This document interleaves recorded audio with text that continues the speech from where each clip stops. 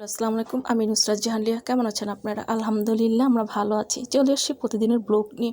আজকে আমি চলে আসছি চটপটি ডাল আর রান্না করা গরু মাংস দিয়ে মজার একটা সন্ধ্যাবেলার নাস্তা। আসুন দেখাই, শেয়ার করছি। তো প্যান বসিয়ে দিয়েছি, প্যানেতে দিয়ে দিয়েছি তেল, দিয়ে দিচ্ছি পেঁয়াজ। পেঁয়াজটা আমি একটু ভেজে নেব। দিয়ে দিচ্ছি লবণ, আদা বাটা, রসুন বাটা, জিরে বাটা, হলুদের গুঁড়ি, ধনিয়া গুঁড়ি, সামান্য পরিমাণ শুকনো মরিচের গুঁড়ি। দিয়ে দিচ্ছি পানি। মশলাটা কষানোর জন্য আমি পানিটা দিয়েছি। মশলাটা কষে আসছে, এখন আমি এর মধ্যে দিয়ে দিচ্ছি আগে থেকে সিদ্ধ করে রাখা ডাল।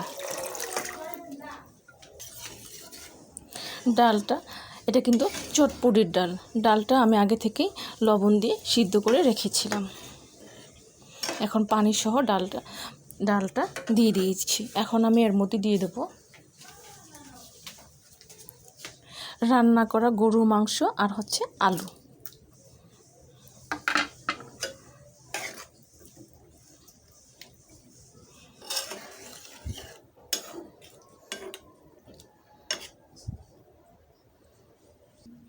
দিয়ে দিচ্ছি গরম মশলার গুঁড়ি, দিয়ে দিচ্ছি চটপটির মশলা।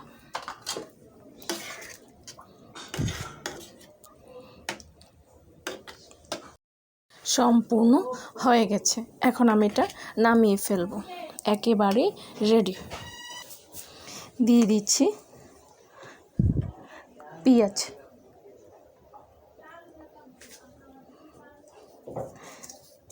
দিয়ে দিচ্ছি কাঁচামরিচ।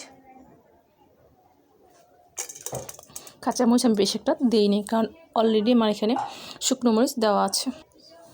দিয়ে দিচ্ছি শসা,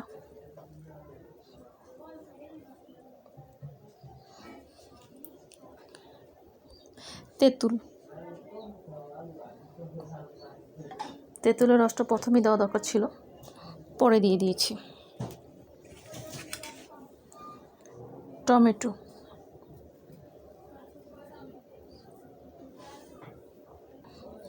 ধনিয়া পাতা। যেহেতু আমি রান্নার মধ্যে লবণ দিয়েছি, সিদ্ধর মধ্যে লবণ দিয়েছি, যদি খাবারের সময় লবণটা লাগে তাহলে আমি দেব, নাহলে আমি এখন লবণটা দিচ্ছি না। আপনাদের যদি মনে হয় লবণ কম হবে তাহলে লবণটা দিয়ে নিতে পারেন। তৈরি হয়ে গেছে মজার এই ডালের রেসিপিটা। এটা কিন্তু সন্ধ্যাবেলা খাওয়ার জন্য করেছি।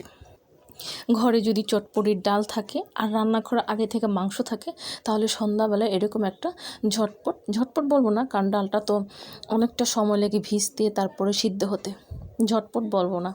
তো আশা করি এইরকম করে ডাল মাংস দিয়ে বিকেলের একটা নাস্তা তৈরি করে নিতে পারেন।